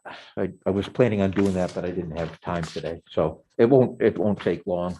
Yeah, Yeah. But let's go through the rest of the yeah, we'll buzz agenda, through. and then, maybe you want to talk to the attorney directly anyway, so, okay. I don't have anything more controversial than that. So you don't have another one to sneak in here on the, Bombs to So- drop on you tonight. all right. Well, I Uh, don't think it was controversial. I No, think no, it's a no. good Oh, discussion. and, yeah, Not at all, I not at all. agree, and you're all part Warrants a of the discussion. administration of this town. It's important that we have these types of Yeah. discussions. Yeah. Yeah. It's, And all point of views Matt's are worried welcome. about the mill rate, we're worried about the mill rate, but we also have to say, we've got projects that, We've got Yeah. projects Well, that have Well, to that's be the done. reality. There's I'm- things that I'm- have to get taken I'm care glad, of. I'm glad you Yeah. see it that way. Yeah, But it's we're- not me just dropping some No. thing on you. Yeah. Well, and blame it on you. and I guess, another aspect of it is that, if we're gonna do this major project, yes, we do have capital projects that are coming up Yeah. over the next few years, but it's not gonna be as big, so That's then you don't have to put so much in your capital reserve program for like That's 3 or 4 years. That's You've right. knocked out. So you knock out, Three of the major you road knock, projects. knock that out, so you're not putting that in your Yeah. program. Yeah. So then your cost savings is there too, but. Yeah. But keeping in mind, as your road program, every 7 years, you should be paving that road. Yeah, Yeah. it was we were gonna do a 10-year was what we had discussed before. And then the That Egypt Road, you maintenance. said is how much? 99, 98, 20-something years. Uh-huh. Part of it, most Yeah. of the Right. first part of They it. get a little thin on the Tighten that Yeah. up a little bit. one so, end there that Yeah. All right, well, we can move along here. If Matt has nothing else to add, we can buzz through selectmen's discussion items and we've got to go into an executive session. So we'll start down. Tom, do you have anything to add this evening? And I just want to thank the Hager organization for the paving job, not the paving job, the snow plowing job they did in this last storm. My street in particular was promptly dealt with and very efficiently. And when I went around town, looked like the roads were cleared pretty quickly. And so it's good for the town. yeah, there was a lot of snow to Thanks. keep up after. So they did an I have excellent job. nothing tonight. You good, Lou? Yeah. Mark? I have nothing. Josh? EV station, I was down there on a fire call the other night at one of the buildings down there, and there was a car parked in there and it had it plugged in. So do they leave their car plugged in overnight, or it was just like at There's a 10:30? box there for donation. I It's saw. 10:30 at night. I just didn't know if we need to monitor if people are Well, plugging their just- vehicles in over the I don't night. know. There's a 2-hour limit. If there's no other cars waiting, I guess my thought would be, we don't have somebody monitor it, but if it got to be a problem, we'd have to have someone monitor. Right, I So just kind of, what's your preference? it just kind of caught me off guard, Yeah. I'm like, Yeah, but I you know, don't you're think that late, maybe they just Well, got maybe back. one of the people who rents there and they just plug their electric car. Yeah, in, But I don't know. I don't want to get in the habit of having someone just sit there all night and have the car think plugged in. Once it's If fully charged, though, it doesn't draw anymore, right? Right, but if somebody else comes in. Yeah, it's true. Somebody else, So yeah. 10:30 at night, yeah. I haven't seen a lot of vehicles there for long periods of time. I've seen a lot of changeover. Yeah, we could ask Daryl to monitor because I he's could, right there. yeah, Look at it. I don't know, he's gonna monitor it like 10:30, 11 o'clock probably at not, night. probably not. But, Oh. but it's It something we probably should keep an eye on, just so there's no overnight. It is Sorry. a hard one. I mean, Yeah, so, yeah, so. When we redo the parking and traffic ordinance, we ought to have something specific for the EV. Mhm. We put up the 2-hour sign because that's what we had to do for the grant, but if we really want to enforce it, we really need to have if we want the police department to enforce it, we've got to put it in our ordinance. So I just didn't know if any of you were out and about late at night and you want to take a gander through just to see if there is an issue. Yeah. well, I think down the Keep an eye on road, it. we'll have more of them around town. I haven't had any complaints yet, and I've had a lot of questions from people. Mhm. One fellow called me last week and said, what's the cost? And I said, there is none. I said, I don't get to say that very often. You're right, There yeah. is no cost. Not to you, but the rest of us, yes. Yeah. Well, it's the electricity's already paid for. It's generated at our solar array. Yeah, but we gotta pay for the solar array here. Yeah. Well, you're right, but So it's it's already, not we already free. paid for. It'll be It's always obsolete a by then. cost, but Yeah. It's not free. Okay, All right, I won't add anything this evening. I think we can move things along, so. At this point, I guess I'll make a motion to go into executive session pursuant to MRSA 4056A and MRSA 4056D. I'll second that. All right, any discussion? All those in favor? Okay, so we're good, Jeff, if you want to Hopefully it was exciting me. take her off, so.